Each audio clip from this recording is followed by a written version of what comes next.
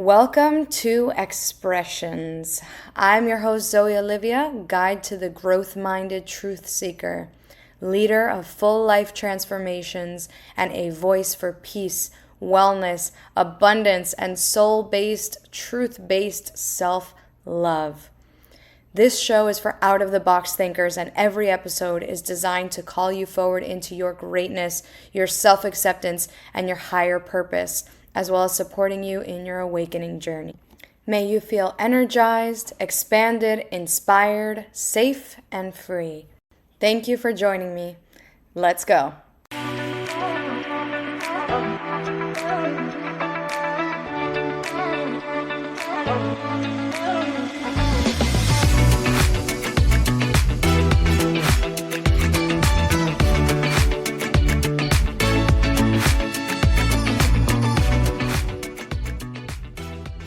All right, this is an extra special episode of Expressions. I am coming back after God knows how long, and this is part of why I love this podcast. It's like the time capsule that is me. I was even sharing on one of the classes I was leading inside of the garden that you are really able to see all versions of me through this podcast. Like by the time you listen to this episode, I'm already the next me. And like the version of me from episode 1 to 2 to however many, like it's this beautiful space where I'm able to share and express, pun intended, who I am at that point in time, the things that I've learned at that point in time as I continue to expand and grow.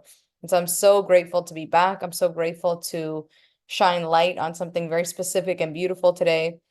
I'm so grateful for you to hear this new me because it's like I've been curious about when I would feel called to come back to the podcast.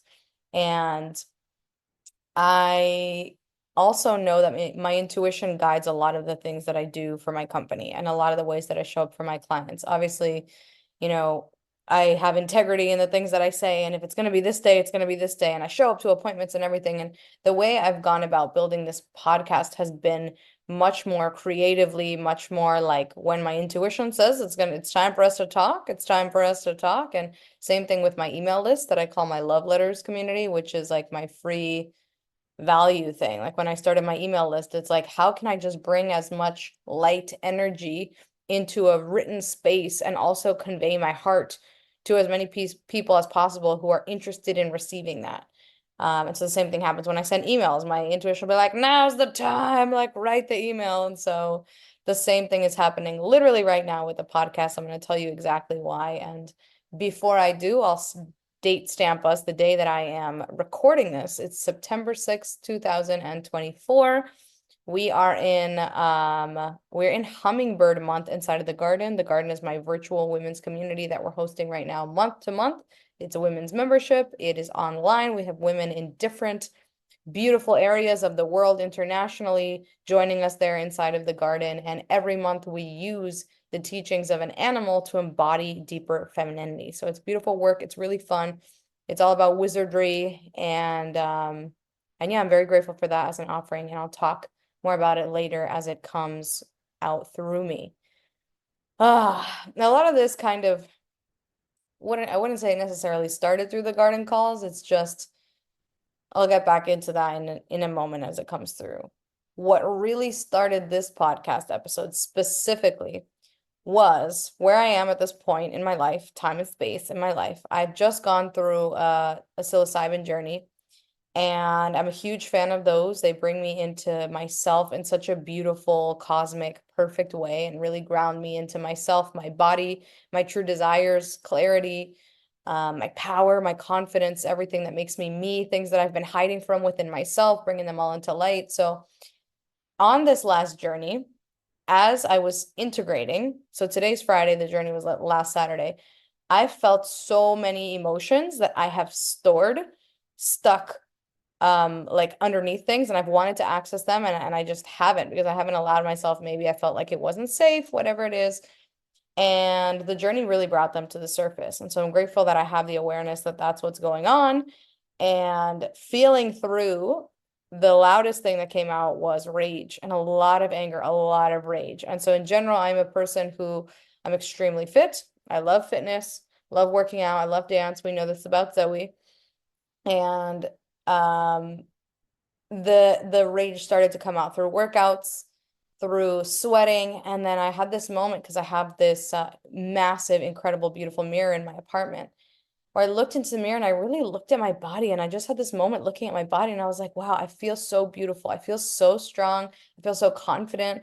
I feel so proud of myself. I was just like really like worshiping my body in the mirror and just so grateful for the journey that my body and I have had together and knowing that we're still on the journey together. So as I'm looking at it in the mirror, I'm like, it's been a minute since I took a picture of myself, like a selfie, because I was in my bra and like a thong. So I was like, it's been a minute since I like took a picture like this. And so I took a picture and then I was like, it's really been a minute since I posted a picture like this. And it brought things up because I used to have an IG handle, like an Instagram handle called Sergeant Glutes.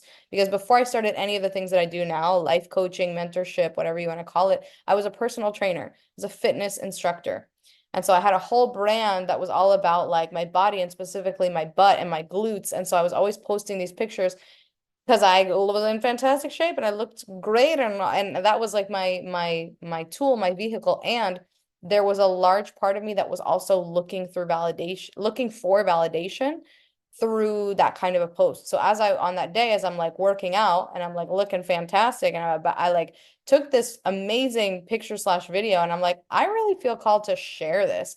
They brought that back up, and I had a moment where I paused and I'm like, what am I doing this for? Who am I doing this for? Am I truly doing this for me? Am I truly doing this for the collective? Because if you follow me on social media, I really intend that you feel that like my social media is for the collective. Like I really go on there, yes, to share my heart and express me and the things that I'm doing. And I look pretty and cute and whatever. And I really intend to serve also through that platform. So this is a really important part of the story as I start us out. I post this picture slash video on my story and I was like, hey, I'm really proud of myself. I'm looking great. I'm feeling great. I just listened to rock music. I'm like sweating my rage out. Like I said something like that. And then I was like, about a year ago was diagnosed with IBS slash SIBO. And if I ate a peanut, like my stomach would swell out to outer space. I said something like that.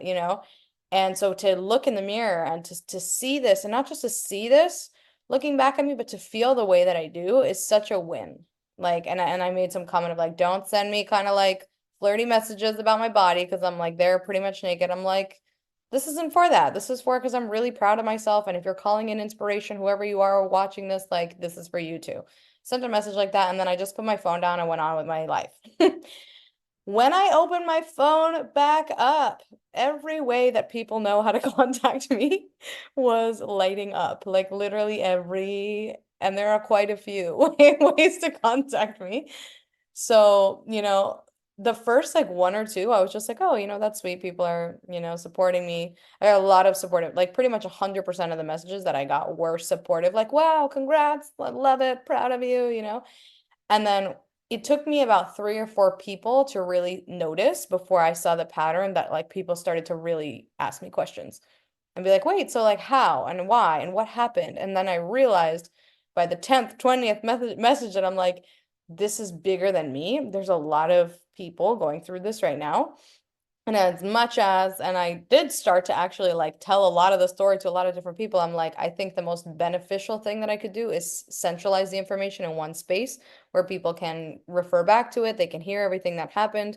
They can get their questions answered, and they can understand more than anything through everything that I've already shared that they're not alone, right? Because when I started to go through this was the most isolating like experience, like, whoo. And so I really intend to share this episode as in respect to everything that I lived, in respect to everything that you are living, whoever you are listening to this, called and drawn to this episode. I invite you to share it if there's someone that you can think of that you can feel into your heart that would really benefit from hearing this or any of the other episodes, any of the other versions of Zoe over space and time, knowing that she's always evolving. I really invite you to continue to share, know that I love you.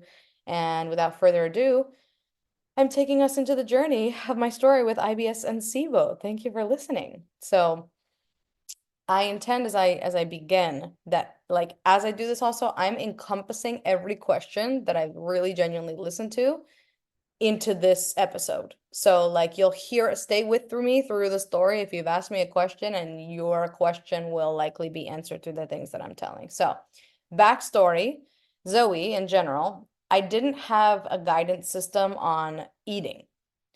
I didn't know what to eat, how much to eat, where not to eat. That was not something that I ever had nor cared to have, to be quite honest with you. I was on my like, I am young and indestructible and I can eat whatever I want and my body just deals with it. Like I was at a very that kind of perspective, which now I understand is immaturity. I did not understand that at the time because I was just used to it. It was a familiar pattern of like, I deserve it. It was like that kind of an attitude, like, I deserve it and it's fine because and then I would justify it in my mind, right?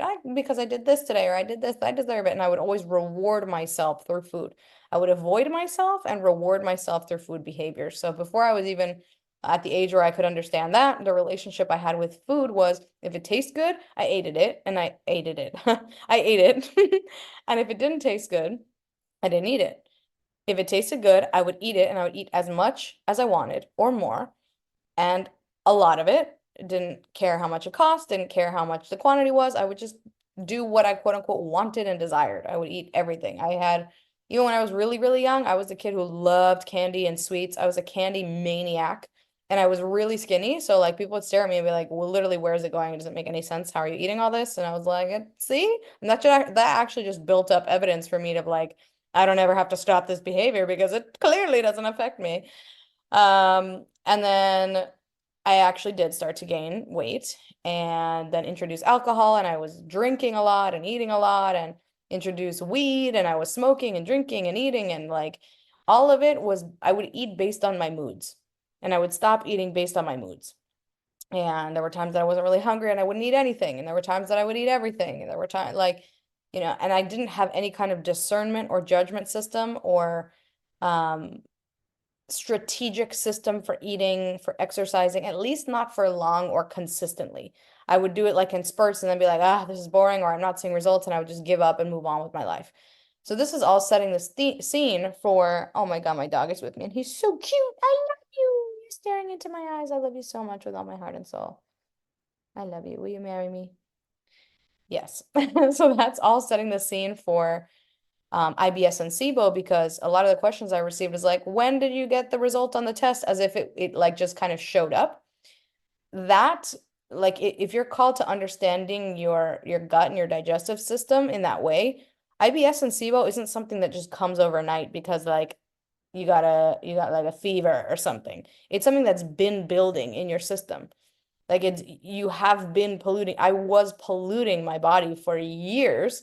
And then when I started to show evidence of it, it started really subtle. Like it started with bloating, um, started with mood swings. I just didn't have the awareness to really see or understand that's what it was. So I just, and nor did I have the desire to really change anything. But I didn't care. It wasn't like painful enough for me to do anything to change, to be honest. So I didn't. And then the first like loud whispers I got of it was I was dating an ex. This was pre-pandemic and we were on vacation. I remember we ate all these incredible meals because I was also I'm a huge foodie forever. Like I love food. I love going out to, I especially love like a crafted meal that has like a story behind it. Like it just brings me so much joy. We went to like one of the most exotic, beautiful, fanciest meals ever. And I had like a freaking hamachi. Like I had something that was like seared or like it was so tiny. It wasn't like I sat back and had a tub of ice cream. It's like not none of that, even though I have a history of that too. And binges and all that. I definitely have a history of binges, and we can talk about that as well.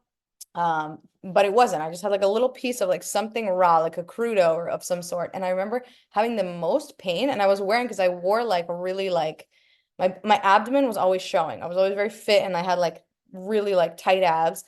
And then I was wearing like a set like that. Like I had like a little tiny set with like a skirt, and then I just had like a little hamachi, and then my whole belly swelled out in the middle of like this like five-star restaurant. And I was so upset. And not only because of that, from the aesthetic piece, even though that mattered to me a lot, because of the pain. Like it brought me a lot of sharp pain. I remember like just sitting in the I was like, I'm gonna go to the bathroom. And I remember sitting in the bathroom, just sitting in the bathroom and being like, what is going on in my body? It didn't make any kind of sense. And I thought maybe like it was food allergy or something. So I kind of slept it off, went on with my life. And then it came back I was still drinking at this point in my life. I've since stopped drinking for years now, but I was still drinking at this point in my life that maybe like a couple months later, it came back when we were out for drinks with some friends, and I mentioned it to a friend of mine who was a doctor, and he's like, "Oh, that sounds like IBS." And I remember my first reaction when he said IBS was to feel shame. Like that's how I felt in my body, and like a denial and a rejection of like, no, absolutely not here. As if that was like some like terminal, like, and even the word terminal, like that, I didn't have the awareness as clearly that I have now. And so the way that I like judged myself and put just such a hard no over the experience and just like kind of shelved it and didn't do anything, didn't change anything about myself. So that was maybe 2019-ish. Continued to eat and drink like shit pretty much my whole life, until it exploded maybe a year and a half ago. And what started to happen was I was in a phase of my life where I was super indulgent. I was like eating at whatever time of day I wanted. I would eat like pieces of cake. There were some days that I ate more clean. I just didn't have the discernment. I didn't have any kind of portion control. It was just like when I'm hungry, I eat. When I'm not hungry, I don't eat. When I feel anxiety, I eat. When I'm sad, like it was just kind of like all dependent on my moods. And the food was just, again, all dependent on my moods. It wasn't like this is going to be a healthy thing, so I'll eat it. If it looked healthy, I was actually quite bored by it and like put off and like, ugh, like, nah. So I didn't. And it got to the point where it was like like my whole body rebelled, not rebelled, but like expressed so loudly that it was in pain. Like I could do nothing other than pay attention to it because it wasn't like one day at a fancy restaurant and then I sleep it off and I'm fine. Like anything I ate would swell me up. Like if I ate a pizza, I would swell up. If I ate a yogurt, I would swell up. If I ate a nut, I would swell up. If I had a glass of water with like sparkling water, I would swell up. And so that absolutely, as energy is designed to do, got my attention, right? And like I said, I dress a certain type of way. I have my abdomen, like I'm fit and everything. And so it really started to first affect me emotionally because I was like, my whole closet is not suited for whatever is going on inside my body. And so I really took it like, instead of being with myself and honoring my body, I really took it like emotionally and materialistically and like painfully psychologically, being like, well, now I won't get to wear what instead of like, hey, body, like how's it going? Like that's where I was when this was happening inside of me. I was just kind of like, so frustrated. And it was like I literally looked 9 months pregnant, and maybe I'll like post some photos so you guys can see. It was like 9 months, maybe 18 months pregnant, if I'm being completely honest, from eating like a walnut. Like I would look 9 months pregnant and I would cry. I remember crying to my mom and like the agony and just like kind of tantrumy behavior that I would exhibit just because I felt so helpless. I was like, what is this? I started to like remember the memories about IBS. I started to reach out to people that I knew that were doctors, nutritionists, like microbiome experts. I talked to maybe like 30 different people, just entered into conversations. I started working with like three-ish people, because for me that felt more aligned. Like I really wanted to take this. I had so many questions and I was so curious of like what on earth is going on. I was super discerning. Like when people wanted to put a label on me, I'm like, I'm not sure if I'm going to choose to subscribe to this. Also, what is going on? I did like enzyme treatments. I cut, and like this is what's interesting. I cut everything that old version of me never thought I would ever give up. Like I was telling some clients this morning in our Fibonacci integration call, like I used to literally be like, you'll never take pizza out of my cold, dead hands. Like you'll never take cheese, you'll never take charcuterie boards, you'll never take like dessert. I'm always like, I'm a dessert person, gotta have something sweet. Like that was how I used to talk at that journey in my life. And so this process very literally brought out a resilience that I did not know that I was capable of, because what I did was I dropped everything, like literally everything. I went into, and I'm not saying I recommend this. None of this is like, I'm a doctor, here's what you do. Like I'm literally telling the story of what I did. And so I cut everything pretty drastically. Everything that seemed to be inflammatory, anything with gluten, anything with dairy, anything processed. What else? Like I literally was eating like pretty much just like chicken and olive oil for like, I don't know how long it was. It was a while. And so I started to see that things got better. I just noticed like, I was like, I'm not built to just have fucking chicken every day for like breakfast, lunch, and dinner. Like, what's going on? And so I was like kind of curious. I was starting to see what I could do better, but it just wasn't. I was like, what's also going on? So I started to get, everyone would say IBS, IBS, but I felt like there was more. So I was researching, and this word SIBO came to me because I don't know, it just resonated. So I had a doctor at the time who prescribed a test. And if you're going through anything like this, whatever insurance you have, you can look into your specialty care. You can either go to an urgent, a primary, and then at your primary, you could talk about it, or you can see like what specialty care you have and who is like a gastro. Like I also went to a gastro enterologist amidst all the million of things that I did. So I got tested for SIBO and that came out positive. And that's one of those things that it's like, oh, yippee, like I get a diagnosis, but like now what the fuck? It's not like, there's a moment where it's like you also have to change. And so I did everything. Like I said, I cut pretty much everything. I already wasn't drinking in this point, but I cut everything. Um, I got on a round of antibiotics and then the symptoms still started to come back. And I am you guys know me to whatever extent that you do. I'm an inner work person. So I know that everything that I'm doing actually has a much deeper root than I've just been eating pizza my whole life. It's like, why am I making these kind of food decisions? What am I running from inside myself? So it was a very essential part to also look into that. Like, what is my relationship with the way that I'm consuming? And that has been the biggest shift ever in my actual transformation. And so another one of the things that I did was I did a fasting program. I did a fasting program with a professional. Like this is not something I just did by myself because I had never fasted for that long in my life. It was a 10-day program where we were actually fasting for, I want to say 3 days, and one of the days was a dry fast, like zero food, no food. And in the 10 days, like you're not really eating normal food, you're eating like fruits and veggies. And so my body has not gone through this kind of thing, or it hadn't. It was like, what the fuck are you doing to me? Like, give me carbs, give me something yummy. It was like really like rebelling against this. And it was also beautiful because it showed me that I'm so much bigger than that bullshit. Like it really wasn't that hard after the first day or two of me just like telling the stories in my mind of why it would be difficult. It really was, not only was it not hard, it was so cool. I had access to so much energy.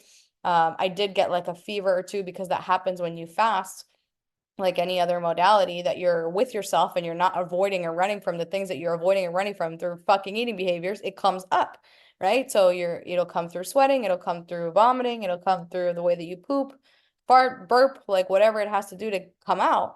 Fevers, like it was coming out. And then once you let it out, you're tapped into so much more energy and you feel so much better. So that was great. I remember loving the fast. And then I remember having this terror. And that was like one of my prime emotions, in addition to shame and sadness and anger, terror, because I literally did not know what to eat ever. Like I cried so many times in the grocery store because I was like, I don't know what to even buy here. I felt so helpless. I felt so lost. I was like, I know I'm hungry, but like, I don't know what to do. Like, what does this thing want? I was so confused. I felt so sad.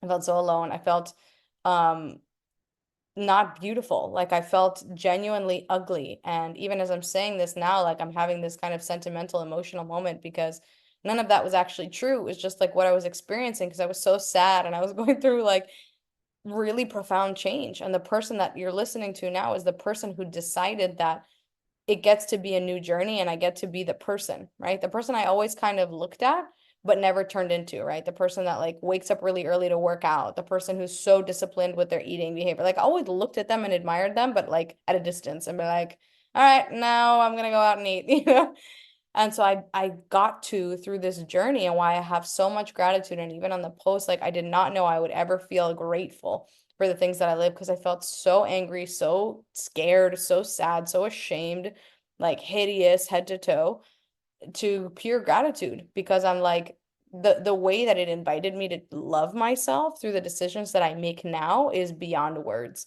And so that's the biggest invitation that I had. I started to get this hit within me of like, I want to hire someone, right? And I had hired a lot of people. And in general, in my life, I do hire a lot of people. I believe very strongly in that, especially when we're going to the next level, to have, an upper limit, quote unquote, a ceiling of someone who can guide us and direct us and someone who's tapped into things that we want to also learn how to do and master. That's my career as well, to assist people in that way. So I'm like, who do I want to hire though? And I just had this hit. I'm like, it's someone in South America. I was like, I really just want to like find a really reputable like doctor, nutritionist, personal trainer, sweet combination. And so that's what I did. Manifested a nutritionist and a personal trainer that I hired. And I started working out very specifically on very specific days. I started eating very different meals. having much more protein. And what's like, because I know a lot of us, when you listen to this, your head will go into like the, well, what foods are a yes and what foods are a no? And like, I'll give you that information. I just want you to hear me when I say that's the bottom of the barrel of what this conversation is about. It's so little to do with like what does your arm day consist of? Even though I also have been a fitness instructor and I'm happy to like bring that back into the programming and do fitness classes, like it's so that's like the second part of the conversation. The first part is like, why was I doing this to begin with? Why was I looking for worth through food? Because that's what I was doing. I was literally looking for worth and I was looking to avoid uncomfortable emotions and sensations through the behavior of eating. I was looking to avoid fear, sadness, worthlessness, shame, guilt at my existence, anger. And I'm being really fucking honest because this is how honest you get to be with yourself. It's not like, oh my God, if I just put down the Fruit Loops and have yeah, that will be better until you find another way to play out the same behavior that you're doing through food. Because that's what I was doing. I was doing through food. I was doing it through money. I was doing it through relationships. I was playing out the same pattern. So it's like, yeah, I'll tell you the whole story about IBS and SIBO and like my nutritionist and all that. And I will for sure. And like, are you doing the work on the side to actually meet what the fuck you're actually doing by these behaviors? That you're actually right. That's like the way more important conversation than like, does their stomach still hurt? Like, you know what I'm saying? Like, and so that's been the journey to catch like who was opening the refrigerator. I teach this so much in classes, and I give this example because it's literally like who's reaching and for what? Because I learned through this that food is not it's not something that we do to just like cheer ourselves up. Food can be a process that's really sensual and delicious, and I love like that's actually how I still eat. I really enjoy eating.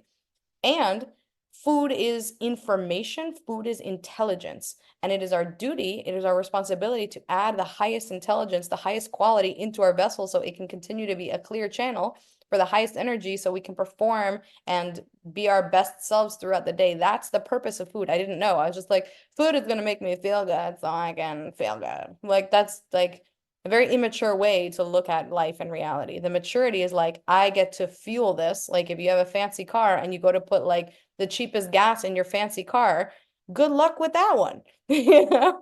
Good luck with that. It's just, it's a way, it's honestly like disrespecting. And I mean this with all the love because I did not actually know this. And if you're listening to this conversation, there's a part of you that may not actually know this. And then there's a part of you that may know this and is ignoring it. And that's the disrespect. That's the avoidance of yourself because it's like you're actually here to treat yourself at your highest. And until you do, you're going to be looking for somebody else to treat you in a way that you're not even treating your fucking self.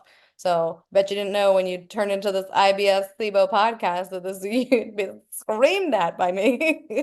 It's so true. And like this is because when you see me and you feel my energy and so many of the messages I'm receiving is like my energy and like the way that I'm feeling and the way that I'm carrying myself. And that's not because of like adding more protein. Yes, I have been adding more protein. I will spend a second to talk about that. I've been adding more protein. I have been having 4 meals a day instead of 700 meals a day. You know, I don't have unlimited amounts of calories every day. I do work out and train like pretty much every single day. Like, yes, okay. That's the pragmatic, logical things. Also, I'm doing the work on the side to understand why I was doing all the reckless shit to begin with. So you really like food is such a modality. And when I say modality, it's like such a vehicle to understand yourself if you're conscious and willing enough to let it be that. Or you can continue to like you can turn this podcast off and continue the way you've been doing and watch how loud it gets. Like let it get if you want, let it get to how it was for me in that restaurant. Let it get to how like your stomach blowing up when you get a walnut. Let it get to a disease or something, and then you'll come back to this podcast and you'll be faced with the same conversation because you still get to meet yourself. You still get to be like, why the fuck am I creating this for myself? Like, what am I running from? What am I running towards? What am I perceiving is real about this experience? And how can I bring myself the respect that I deserve?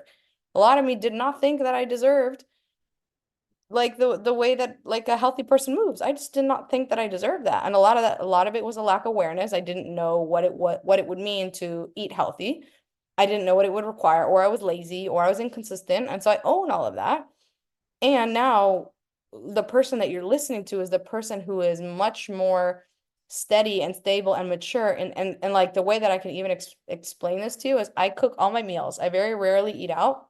And when I do, it's either decided in advance or very strategic in the moment. I'm not just like reckless abandon gone with the wind like I used to be.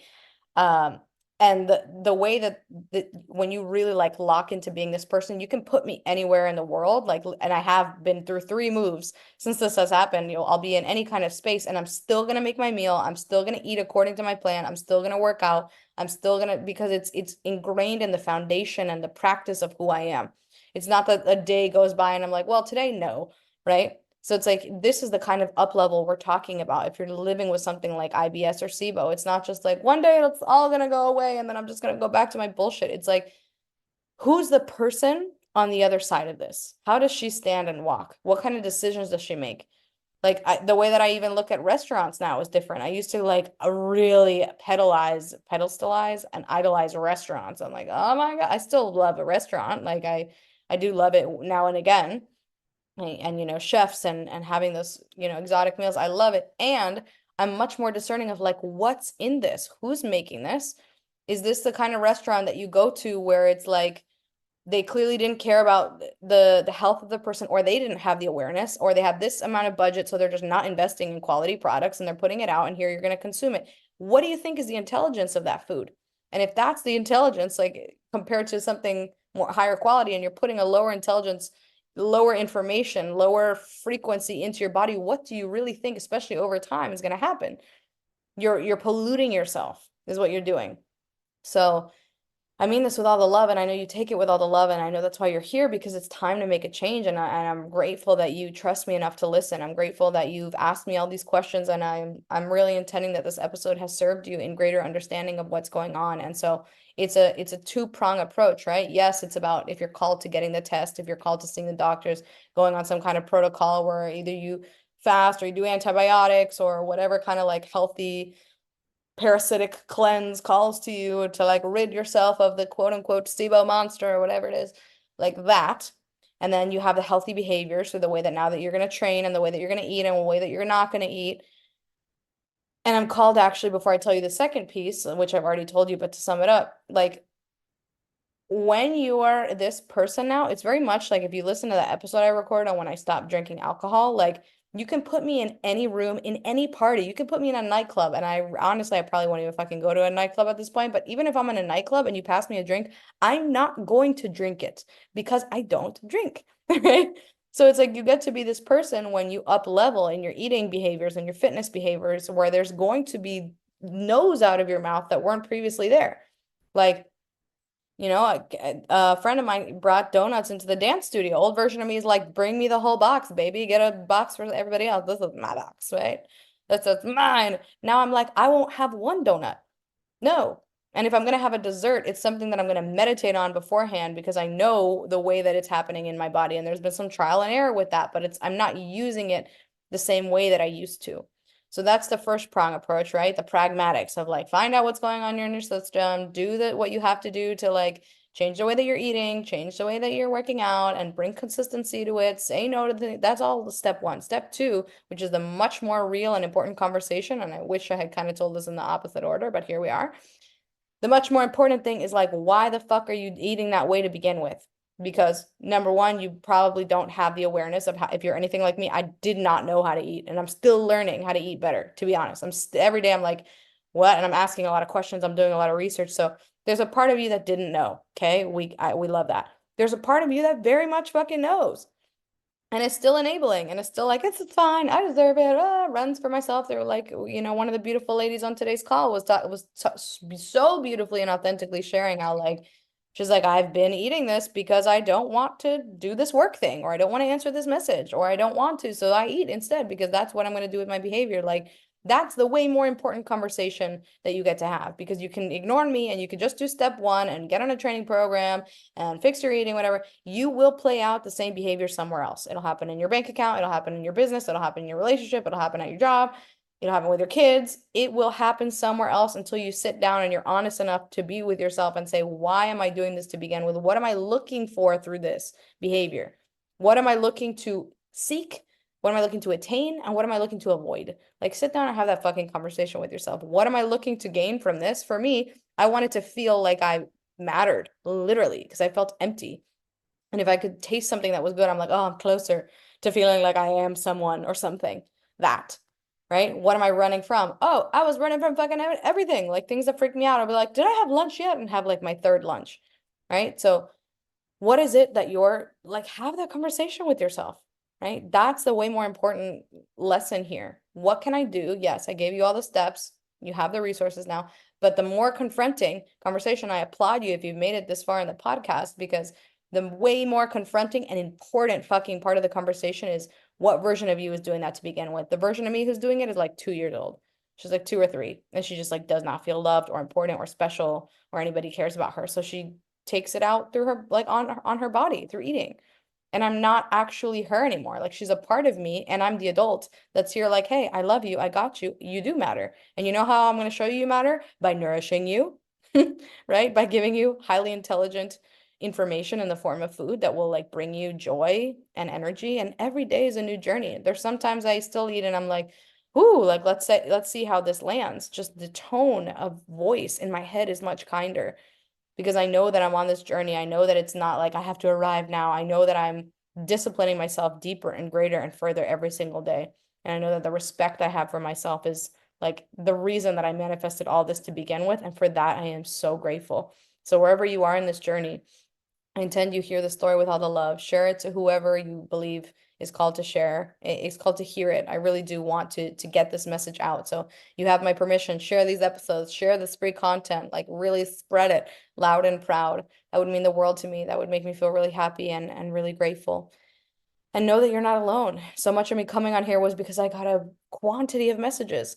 So if it's you, like, it's also everybody else. We're all the same here. Like, we're all sisters and brothers of the same earth, same universe. And there's so much more. There's so many more stories that I can open up and tell you about. So thank you for listening. And yeah, I feel pretty complete with this episode. Just know that whatever it is that you're feeling, whatever it is that you're going through, like, it's so little to do with the outside. And it's so little to do with a relationship with yourself. And if you're resonating, manifesting someone like me in your life in some way, and I send this to my email community, you're ready to hear what I'm saying.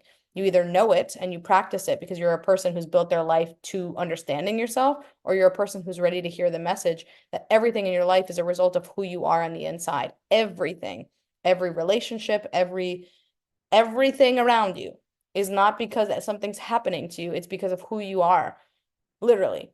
So when you can sit back and be with yourself, that's when you start to really take back, not necessarily take back, but you're able to more consciously design, you're able to more consciously create, you're able to more consciously manifest what it is that you're actually calling in and what it is that you actually deserve.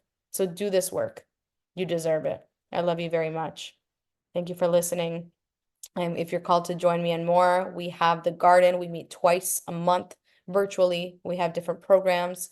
We're meeting again at the end of September. And surprise, surprise, I haven't posted on socials, but I feel called because I'm here. I'll tell you, at the end of September, we are relaunching the Money Club. The Money Club was, I want to take a wager and say my client's absolute favorite thing that I've ever launched, favorite program, the results. Like, I have someone talking about their 10K monthly client, like clients manifesting international travel, vacations, deepening of relationships. It's about money, and it's so much bigger than a money conversation. So that's coming up at the end of September. Stay tuned.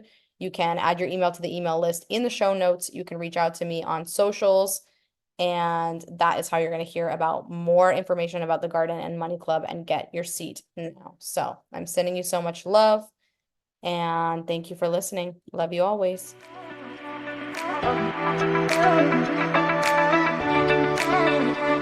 Thank you.